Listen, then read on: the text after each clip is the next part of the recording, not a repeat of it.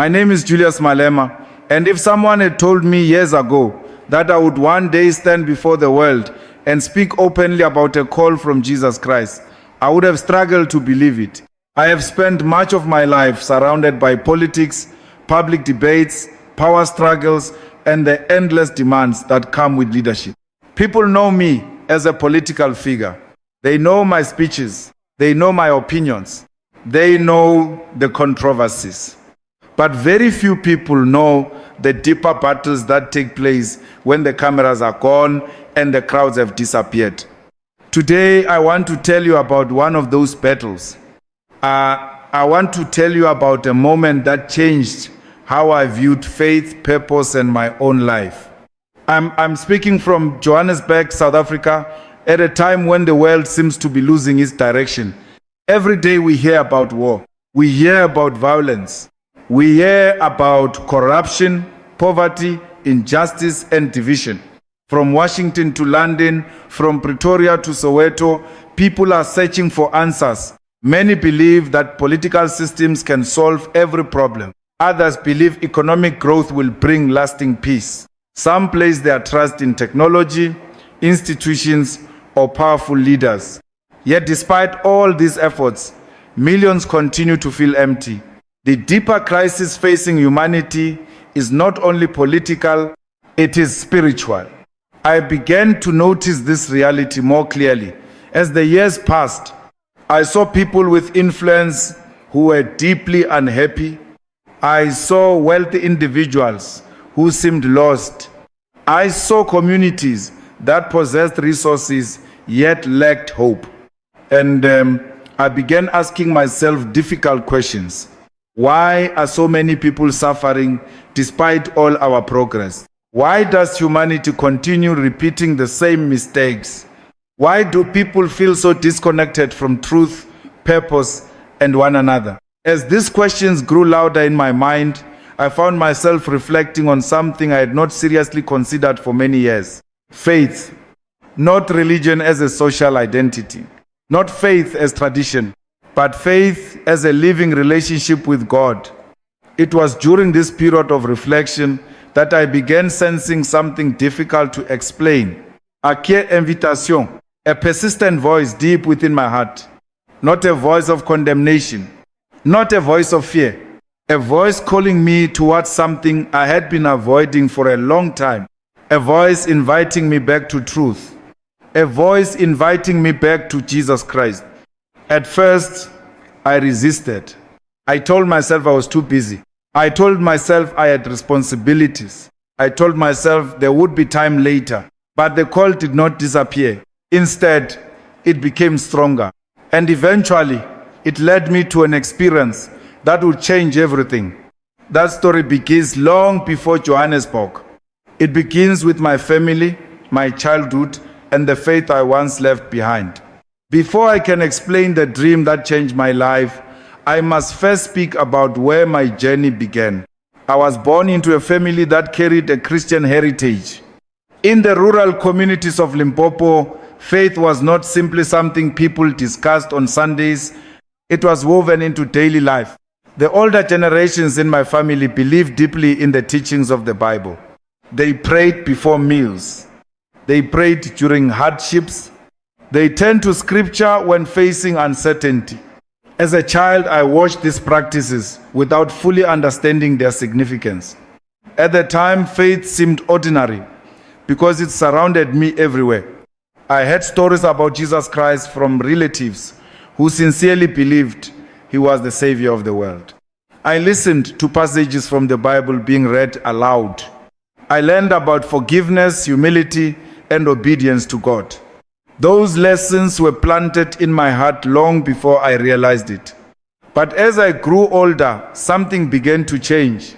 Like many young people, I became curious about the world beyond my immediate surroundings. I wanted answers. I wanted explanations. I wanted to understand why societies functioned the way they did. I wanted to understand injustice. I wanted to understand poverty. I wanted to understand why some people seem to possess everything while others struggled merely to survive. The questions became stronger than the traditions I had inherited. Gradually, my attention shifted away from faith and toward other ways of understanding the world. Politics captured my interest. Social movements captured my interest. Philosophies and ideologies promised explanations for human suffering and inequality. I became convinced that solutions could be found through systems, leadership, and social transformation. The more I focused on those things, the further I drifted from the spiritual foundation that had shaped my childhood. The separation did not happen overnight. It happened slowly, one decision at a time, one distraction at a time, one unanswered prayer at a time. Eventually, faith became something I respected from a distance rather than something I personally practiced. I never completely rejected Christianity, but I stopped allowing it to guide my daily life. Instead, I relied on my own understanding.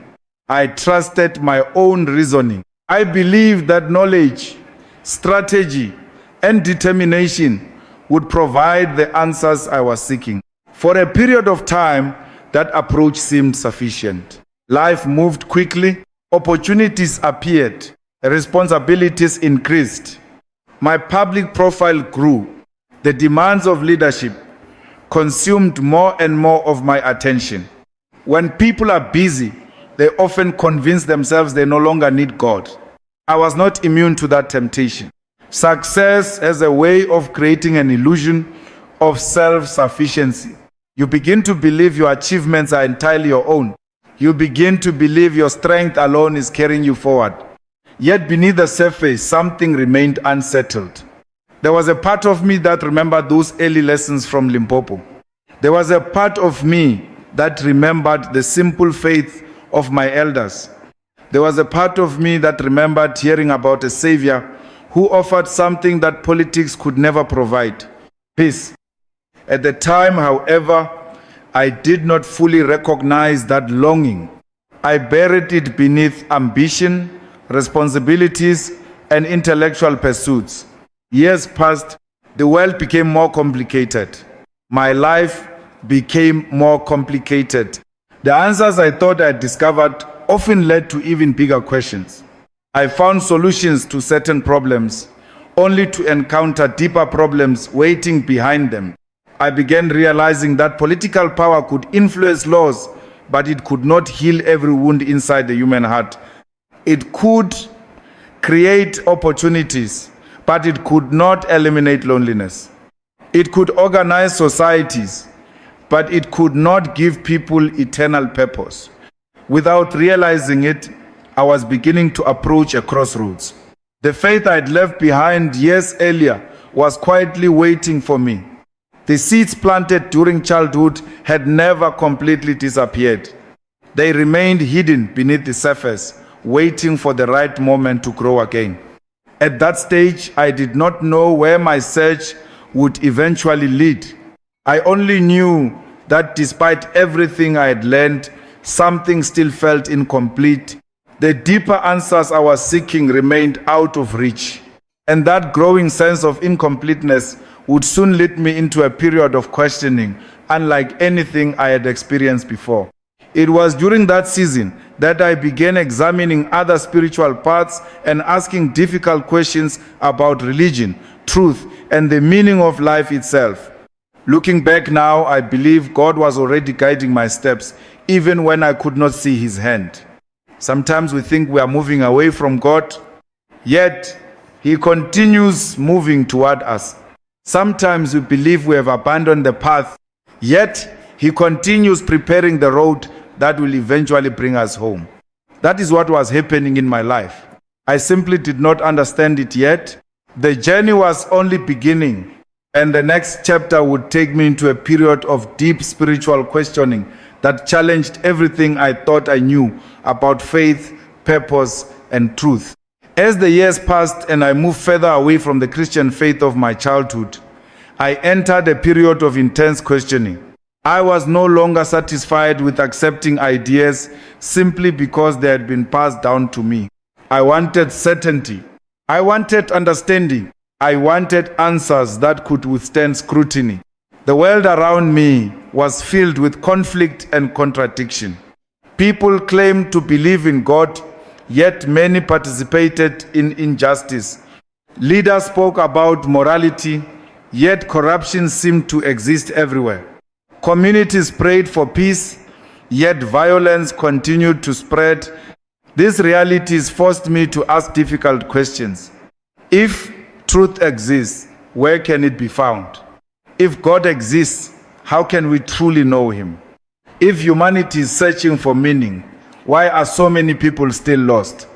I began studying different viewpoints. I listened to people from various backgrounds. I explored different philosophies and religious traditions.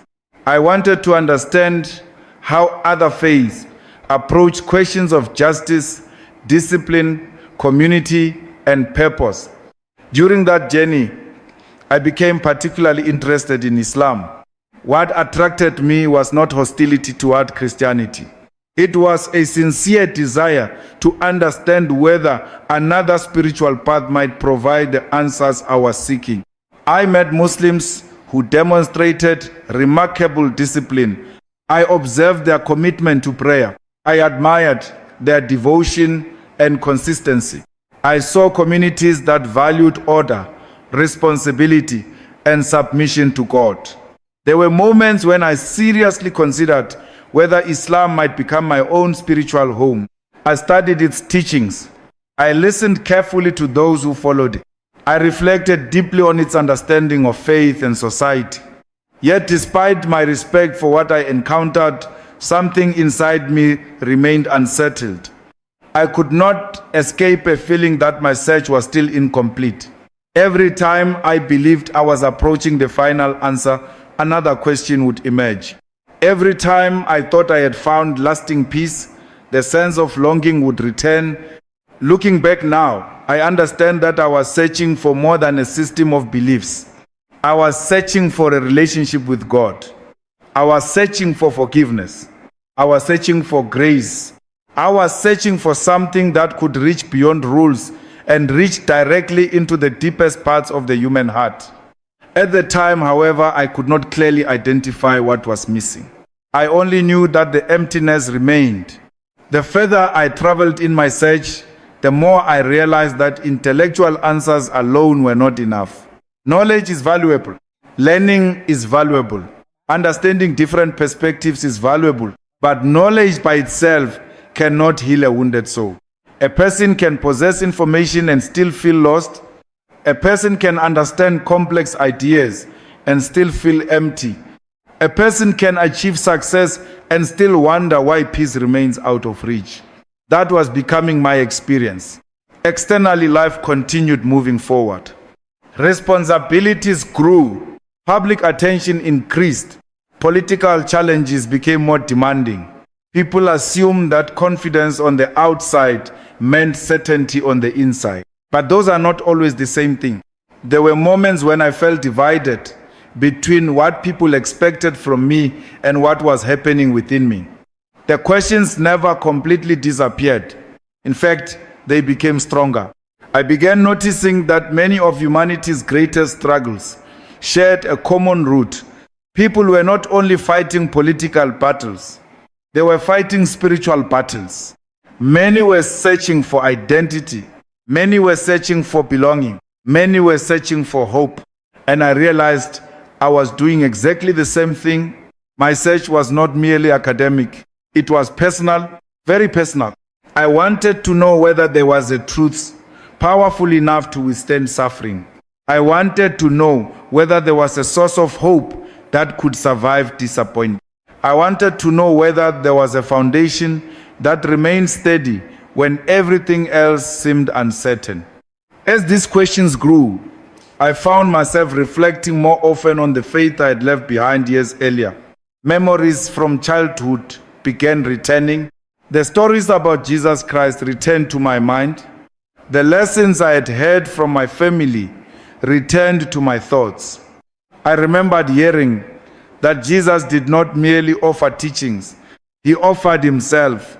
I remembered hearing that salvation was not earned through human effort alone. It was received through faith. I remembered hearing that Christ came not to condemn the world, but to save it. Those memories began resurfacing unexpectedly. At first, I ignored them, then I questioned them. Eventually, I could no longer dismiss them. Something was drawing my attention back toward the figure of Jesus Christ, not through pressure, not through fear, but through a growing sense that my search was leading me back to a door I had once walked away from. Yet I was still uncertain. I was still wrestling with doubts. I was still trying to understand what God might be doing in my life. Little did I know that the greatest turning point was approaching. The answers I had been searching for through study, debate, and reflection would soon be confronted by something far more personal. A season of political pressure, criticism, and emotional exhaustion was about to shake my life in ways I never expected. And in the middle of that storm, the questions I had been carrying for years would become impossible to ignore. There are moments in life when everything that appears strong on the outside begins to crack beneath the surface. For me, that season arrived during a period of intense political pressure in South Africa. Leadership is often misunderstood. Many people see the speeches, they see the headlines, they see the public appearances. What they do not always see are the burdens that accompany responsibility. They do not see the sleepless nights. They do not see the weight of constant criticism. They do not see the loneliness that can exist even when surrounded by thousands of supporters. As the years passed, the pressures around me intensified. Every decision was analyzed. Every statement was debated. Every action was scrutinized. Supporters expected answers. Critics expected failure. The media demanded reactions. Political opponents looked for weaknesses. The pressure seemed endless. There were days when I felt as though I was carrying the expectations of countless people while simultaneously defending myself from attacks coming from every direction. No amount of experience fully prepares a person for that reality. The human mind can only absorb so much tension before it begins to feel exhausted. At first, I believed I could manage everything through determination alone. I had always considered myself resilient. I had always believed that strength meant pushing forward regardless of circumstances. But eventually I began noticing signs that something deeper was happening inside me. The stress was no longer simply professional, it was personal. Questions that I had ignored for years began resurfacing with greater intensity. I started asking myself what all of this truly meant. What was the purpose behind the struggle? What was the purpose behind the sacrifices? What remained when public approval disappeared? What remained when criticism became overwhelming? What remained when success no longer brought satisfaction? Those questions followed me everywhere. Sometimes they appeared during quiet moments at home. Sometimes they surfaced after long political meetings. Sometimes they arrived late at night when the world around me had become silent. The more I reflected, the more I realized that I had spent much of my life fighting battles outside myself while neglecting the battle within. I had devoted enormous energy to changing society. I had devoted enormous energy to confronting injustice. I had devoted enormous energy to pursuing political goals. Yet I had spent far less time examining the condition of my own heart. That realization was uncomfortable, very uncomfortable. It forced me to confront the truth I had been avoiding. A person can appear strong while carrying deep wounds. A person can appear confident while struggling internally. A person can inspire others while secretly feeling exhausted. I was beginning to understand this reality firsthand. There were moments when I felt isolated despite being surrounded by people. Moments when achievements felt less satisfying than they once had. Moments when the noise of public life became so overwhelming that I longed for clarity and peace. The world offered many distractions. Politics offered endless activity, but neither provided the lasting peace I was searching for. Instead, the emptiness I had felt years earlier returned with even greater force. It was as though every unresolved question from my past had returned demanding an answer. Why am I here? What is my purpose? Where does true peace come from? Can power actually satisfy the deepest needs of the human soul? The more honestly I answered those questions, the more obvious the truth became. Power could influence circumstances. Power could create opportunities. Power could shape events. But power could not heal spiritual emptiness. Power could not remove guilt. Power could not provide eternal hope. Power could not replace God. That realization marked a turning point. For the first time in many years, I stopped trying to solve every problem through human effort alone. Instead, I began acknowledging that some questions required spiritual answers. The deeper crisis I was facing was not political. It was spiritual. And once I understood that, something inside me began to shift. I found myself thinking more frequently about faith, more frequently about God, more frequently about Jesus Christ. The memories that had begun resurfacing during my season of spiritual questioning now became impossible to ignore. I felt drawn toward prayer, even though I had spent years relying primarily on my own understanding. I found myself seeking moments of silence, moments of reflection, moments away from the endless noise of public life. I did not yet know where this process would lead. I did not yet understand what God was preparing. I only knew that something was changing. The struggle inside me had reached a point where continuing as before was no longer possible. Looking back now, I believe God was using that difficult season to get my attention, not through success, not through comfort, but through brokenness. Sometimes we encounter God most clearly when we finally recognize our own limitations. Sometimes the walls we build around ourselves must begin to crack before light can enter. That was happening in my life. The pressure that seemed unbearable at the time was preparing me for something I could not yet see. A moment that would alter the direction of my spiritual journey forever. A moment that would arrive unexpectedly during an ordinary night in Johannesburg. A night when I would experience a dream unlike anything I had ever experienced before. A dream so vivid, so powerful, and so deeply personal that it would leave me questioning everything I thought I knew about my future.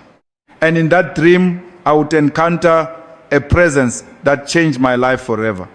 The night that changed everything did not begin differently from any other night. Johannesburg was quiet. The long demands of public life had left me exhausted.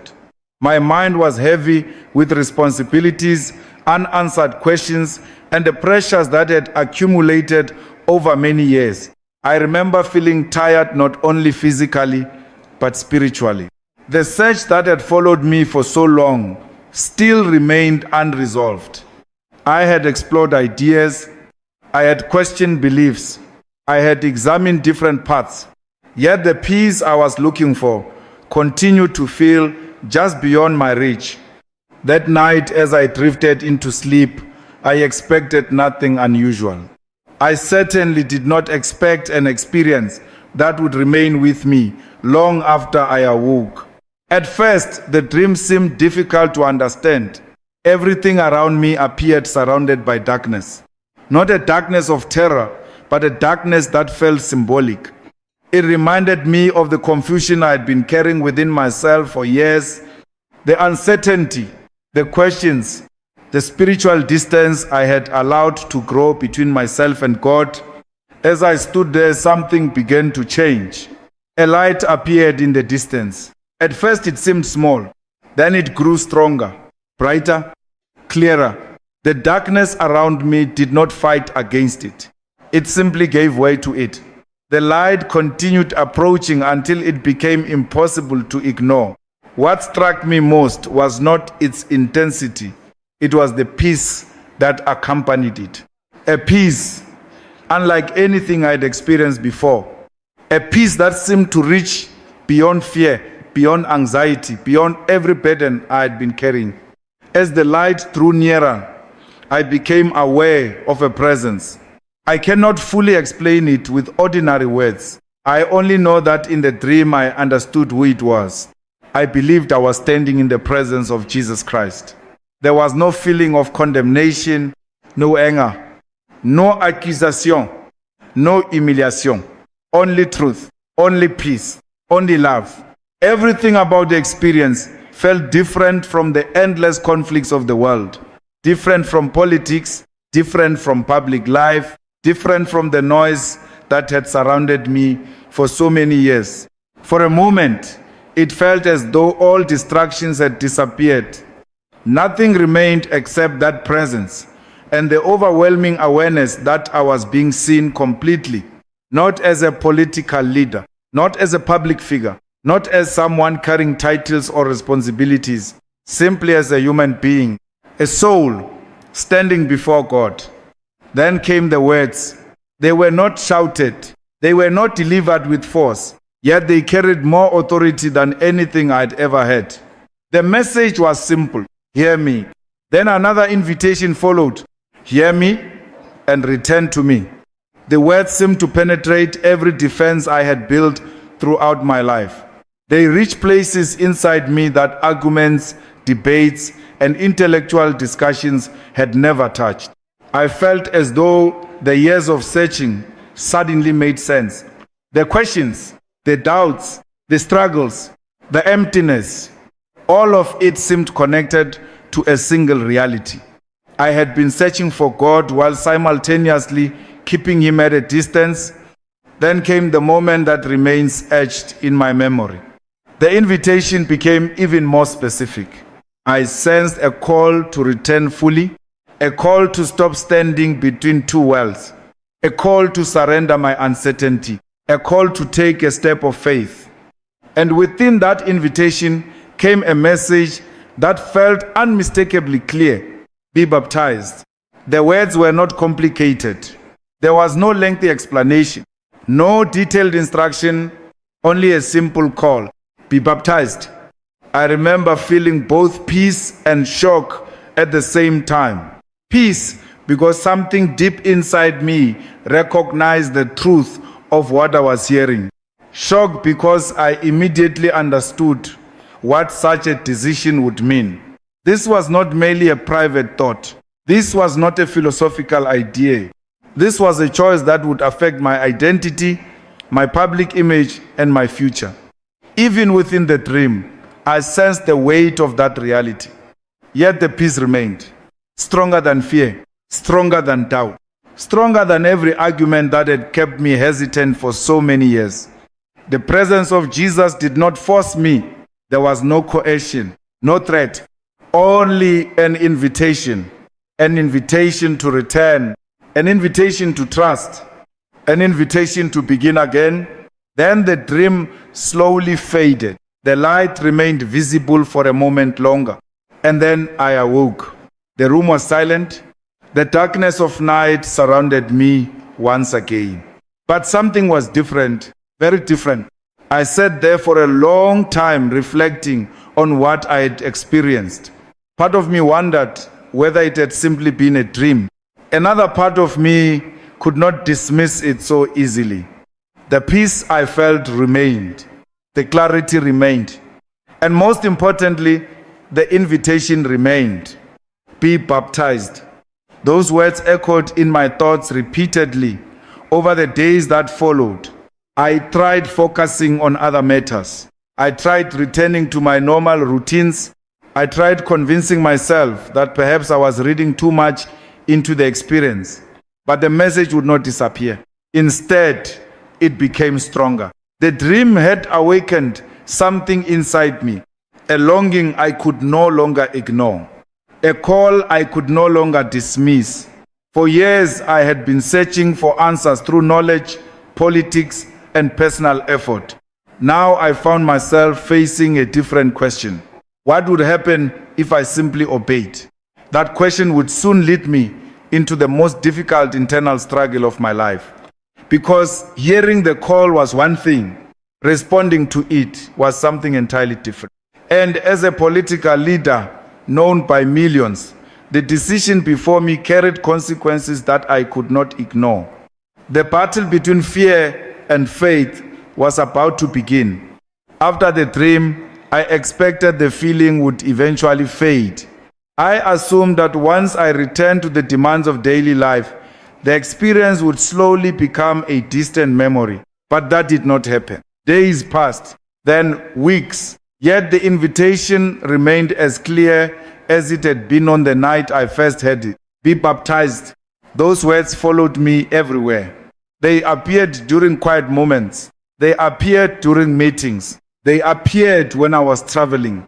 They appeared when I was alone with my thoughts. No matter how busy life became, I could not escape them. The challenge was not understanding the message. The challenge was deciding whether I was willing to follow it. For many people, baptism may appear to be a simple act, but for me, it represented something much larger. It represented surrender. It represented change. It represented publicly acknowledging a spiritual commitment that would reshape how many people viewed me. And that reality created a powerful struggle inside me. I had spent years building a public identity.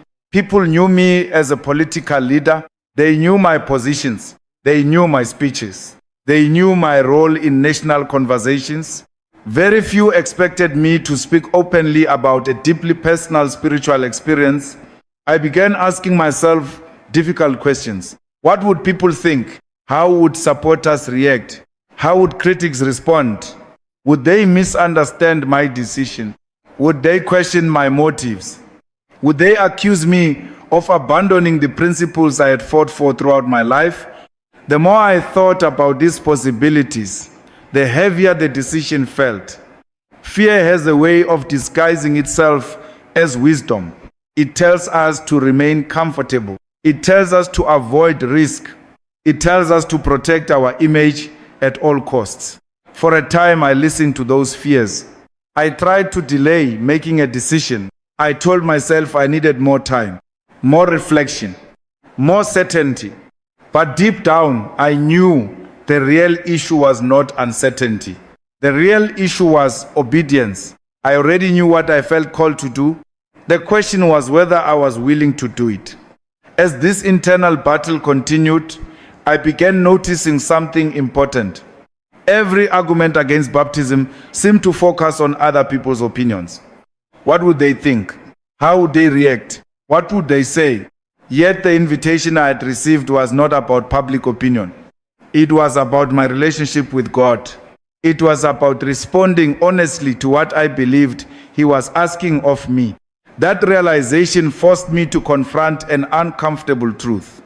For years, I had encouraged people to stand courageously for what they believed. I had spoken about conviction. I had spoken about courage. I had spoken about refusing to be controlled by fear. Now I found myself facing that same challenge in my own spiritual life. Would I act according to conviction, or would I allow fear to make the decision for me? The struggle became even more intense because I understood that baptism was not some magical solution to life's problems. I knew difficulties would still exist afterward. Criticism would still exist. Challenges would still exist. The world would remain imperfect. The purpose of baptism was not to escape life's realities. The purpose was to publicly declare where I had placed my faith. The purpose was to acknowledge that I could not save myself through my own strength. The purpose was to recognize my need for God. That realization began changing the way I viewed the decision. Instead of focusing on what others might think, I started focusing on what God was asking. Instead of worrying about public reactions, I began considering the peace I had felt during that dream. Again and again, I returned to the same conclusion. The call was genuine. The invitation was real. and my resistance was rooted primarily in fear. One evening, while reflecting on everything that had happened, I remembered something I had heard many years earlier. Faith is not the absence of fear. Faith is choosing to move forward despite fear. Those words stayed with me. I realized I had been waiting for complete certainty before taking action. But many of life's most important decisions require trust before certainty arrives. You take the step, then the path becomes visible. You obey, then understanding grows. That realization marked the beginning of a shift within me. The fear did not disappear overnight, but it gradually lost its power. The opinions of others no longer seemed as important as they once had. The image I had spent years protecting no longer felt worth preserving if it meant ignoring what I believed God was asking me to do. For the first time since the dream, I felt genuine clarity. I knew what my next step needed to be. I needed to stop debating. I needed to stop delaying. I needed to stop looking for reasons to postpone the decision. I needed to respond. The battle between fear and faith had reached its conclusion, and faith had won. The decision was made. I would be baptized. I did not yet know what emotions would accompany that moment. I did not know how profoundly it would affect me. I did not know how deeply it would change my understanding of myself, my purpose, and my relationship with God. But I knew one thing with certainty. The time had come to answer the call. Soon I would walk into a church in Johannesburg and take a step that would become one of the most meaningful moments of my entire life. And when I entered those baptismal waters, I would discover that God had been preparing my heart for that moment far longer than I ever realized. The day finally arrived. For weeks, I had wrestled with the decision.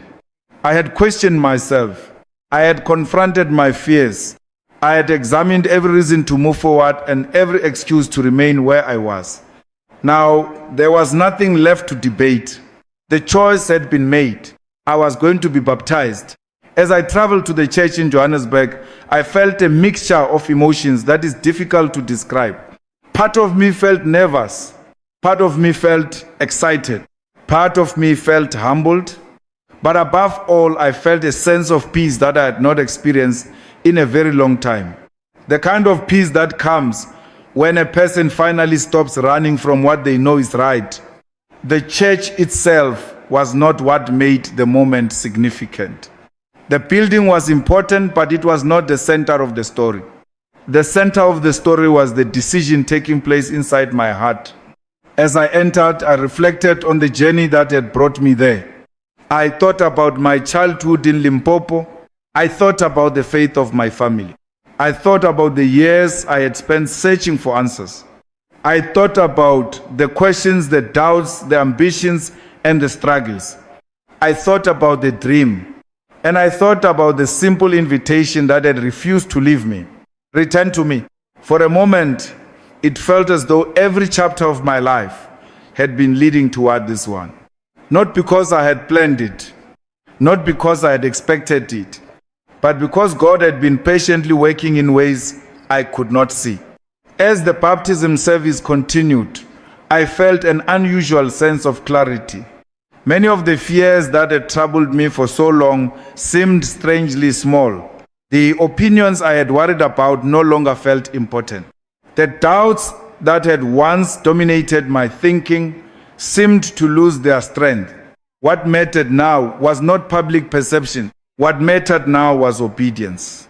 I remember standing there and realizing something profound. For most of my life, I had focused on changing circumstances around me. I had focused on systems. I had focused on structures. I had focused on external battles. Yet God had been working on something much deeper. He had been working on my heart. That realization humbled me. No title could replace it. No achievement could equal it. No amount of influence could produce it. This was not something earned through effort. It was something received through grace. Then came the moment itself. I stepped forward. The water stood before me, simple water. Yet in that moment, it represented something far greater. It represented a new beginning. It represented surrender. It represented faith. As I entered the water, I felt an overwhelming sense of gratitude. Gratitude for God's patience. Gratitude for His mercy. Gratitude for the countless times He continued calling me even when I ignored His voice. Many people imagine dramatic miracles when they think about spiritual transformation. Some expect thunder. Some expect visions. Some expect extraordinary signs. What I experienced was different. What I experienced was peace, deep peace. The kind of peace that settles into a person's soul after years of searching, the kind of peace that arrives when resistance finally ends. As I was lowered into the water, countless memories seemed to pass through my mind. The years of questioning, the seasons of doubt, the mistakes, the regrets, the burdens I had carried, the pressure, the exhaustion, the loneliness, all the things that had accumulated throughout the years. And when I emerged from the water, I felt as though I had left those burdens behind. Not because my past had disappeared, not because my responsibilities had vanished, but because I no longer felt defined by them. For the first time in many years, I felt free. Free from the need to prove myself. Free from the need to carry every burden alone. Free from the illusion that I could solve every problem through my own strength. I understood something that day which had taken me years to learn. True strength does not come from self-reliance. True strength comes from knowing where to place your trust. For years, I had trusted my own abilities above everything else. Now I was learning to trust God. That shift changed everything. As the service concluded, I found myself reflecting on the simplicity of what had happened. From an outside perspective, it might have appeared ordinary. A man enters water. A man emerges from water. The ceremony ends, but spiritually, it felt monumental. Something inside me had changed. The emptiness I had carried for so long was no longer there. The search that had consumed so many years of my life had finally brought me somewhere, not to a political movement, not to an ideology, not to a philosophy, but to a renewed relationship with Jesus Christ. As I left the church that day, Johannesburg looked the same. The city had not changed. The challenges facing South Africa had not disappeared. The problems of the world remained. Yet I was not the same person who had arrived earlier that day. Something fundamental had shifted. I had answered the call. I had taken the step, and deep within my heart, I knew that a new chapter had begun. What I did not fully understand at the time was how much that decision would continue changing the way I viewed leadership, success, power, and the purpose of life itself. The baptism was not the end of the journey. In many ways, it was the beginning. And the lessons that followed would transform my understanding of what truly matters in this world. When I left the church that day, I did not suddenly become a different person overnight. I still had responsibilities. I still faced challenges. I still lived in a world filled with conflict, disagreement, and uncertainty. But something fundamental had changed within me. The change was not external. It was internal. And because it began inside, it slowly started affecting every area of my life. One of the first things I noticed was a different understanding of power. For many years, I had viewed power primarily through the lens of politics. Power could influence decisions. Power could shape policies. Power could mobilize people. Power could change the direction of a nation. Those things remain true. But after my baptism, I began to see that political power has limits, very real limits. It can change laws, but it cannot change every heart. It can create opportunities, but it cannot create peace within a troubled soul. It can address social problems, but it cannot remove the deeper spiritual hunger that exists inside humanity. The more I reflected on this truth, the more humble I became. I realized that many leaders throughout history made the mistake of believing that authority alone could solve every problem. Yet, history repeatedly shows otherwise. Governments rise and fall, political movements come and go, empires appear powerful and then disappear. Human authority is temporary. God's authority is eternal. That realization changed the way I thought about leadership. I no longer viewed leadership primarily as the ability to command. I began viewing leadership as the responsibility to serve. The example of Jesus challenged me deeply. He possessed more authority than any earthly leader could ever possess. Yet he chose humility.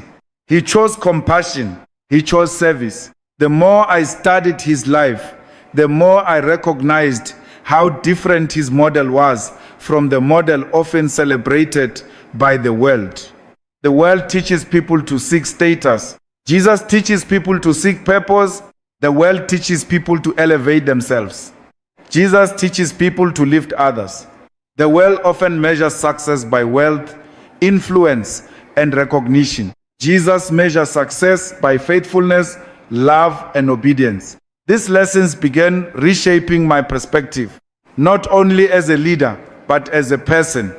I started paying closer attention to the people around me, not as voters, not as supporters, not as critics, but as human beings, people carrying burdens, people facing struggles, people searching for hope. I realized that behind every political issue are real lives. Behind every debate are real families. Behind every statistic are real human stories. Faith helped me see those realities more clearly. Another change involved how I viewed success. For much of my life, success had been connected to achievement, accomplishing goals, winning battles, reaching objectives. Those things still mattered, but they no longer occupied the highest place in my thinking. After my baptism, I began asking a different question. Not simply, am I succeeding, but am I becoming the person God wants me to be?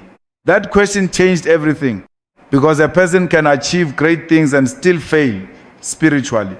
A person can gain recognition and still lose peace. A person can accumulate influence and still feel empty. I knew this because I'd experienced it. The emptiness that had followed me through years of searching had taught me that external success alone cannot satisfy the deepest needs of the heart. Only God can do that. That understanding brought a new sense of balance into my life. I no longer felt the same pressure to prove myself constantly. I no longer felt the need to carry every burden alone. I no longer believed that my worth depended entirely on public approval. Instead, I found confidence in something much more stable. My identity was no longer rooted primarily in what I did. It was rooted in who I was before God. That shift brought freedom, a freedom I had not experienced before. It also changed the way I approached difficult circumstances. Challenges did not disappear after baptism. Criticism did not disappear. Conflict did not disappear. But my response began to change. Instead of reacting, immediately I found myself reflecting more carefully. Instead of relying solely on my own judgment, I found myself praying more often. Instead of carrying every concern alone, I learned to surrender certain burdens to God. That did not make me passive. It made me stronger, because faith does not remove responsibility. Faith provides strength to carry responsibility wisely. One lesson became especially clear during this period. Politics can address many important issues. It can fight injustice. It can improve systems. It can create opportunities. These efforts matter. They should never be abandoned. But politics cannot replace spiritual renewal. No government can manufacture hope. No institution can create salvation. No leader can take the place of God. Humanity's deepest problems require more than human solutions. The more I observed the world around me, the more convinced I became of this truth. I saw nations struggling despite tremendous resources. I saw communities suffering despite technological advancement. I saw individuals surrounded by success, yet overwhelmed by loneliness. Again and again, the same lesson appeared. People need more than material progress. They need spiritual direction. They need truth. They need hope. They need God. That realization transformed how I viewed the future. Not only my future, but the future of society itself. Real change begins inside the human heart. Laws can influence behavior. Policies can influence circumstances. But only spiritual transformation can truly change a person from within. That is why my baptism became far more than a personal event. It became a reminder of a truth that applies to every human being. No matter how powerful we become, no matter how successful we become, no matter how much influence we possess, we were never created to live apart from God. And when we try to do so, something essential remains missing. The peace I discovered after baptism was not the result of perfect circumstances. It was the result of finally surrendering the search and trusting the one I had been searching for all along. That lesson remains one of the most important lessons of my life. And it is the lesson that ultimately shaped the message I now want to share with the world. Because if my journey taught me anything, it is this: the greatest victory is not conquering others. The greatest victory is allowing God to transform your own heart. When I look back on this journey, I do not see a story about politics. I do not see a story about public life. I do not even see a story about a dream. I see a story about grace. I see a story about a God who continued calling me even when I was not listening. I see a story about patience, a story about mercy, a story about finding truth after years of searching. For much of my life, I believed the answers I needed would be found through knowledge, achievement, influence, or determination. There is nothing wrong with pursuing knowledge. There is nothing wrong with working hard. There is nothing wrong with striving to improve society. But I learned that none of those things can fill the deepest emptiness inside the human heart. That space belongs to God alone. The world today is filled with people who are searching. Some are searching through wealth. Some are searching through power. Some are searching through entertainment. Some are searching through success. Others are searching through politics, religion, or personal ambition. Many continue searching because they feel that something is missing, even if they cannot explain exactly what it is. I understand that feeling. I lived with it for years. From the outside, everything may appear successful. A person may possess influence. A person may possess resources. A person may possess recognition. Yet deep inside, there can still be a profound sense of emptiness. That is why I believe the greatest crisis facing humanity is not merely economic or political. It is spiritual. We have developed extraordinary technology. We have built powerful institutions. We have connected the world in ways previous generations could never imagine. Yet loneliness continues to grow. Division continues to grow. Fear continues to grow. Why? Because human beings were created for more than material success. We were created for a relationship with God. Without that relationship, something remains incomplete. My journey taught me another important lesson. God does not always reveal himself through dramatic displays of power. Sometimes he speaks through quiet moments. Sometimes he speaks through questions that refuse to disappear. Sometimes he speaks through seasons of struggle. Sometimes he speaks through brokenness. And sometimes he speaks through a simple invitation. That invitation changed my life. Not because it made me perfect. Not because it removed every challenge. But because it showed me where true peace can be found.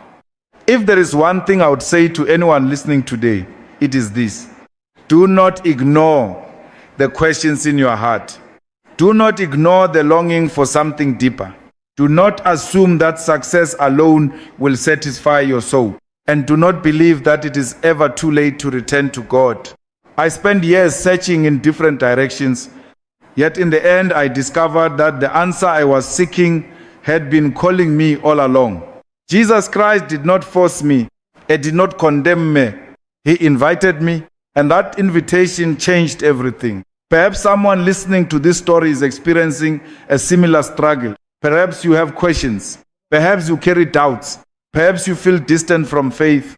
Perhaps you have spent years pursuing goals only to discover that something still feels missing.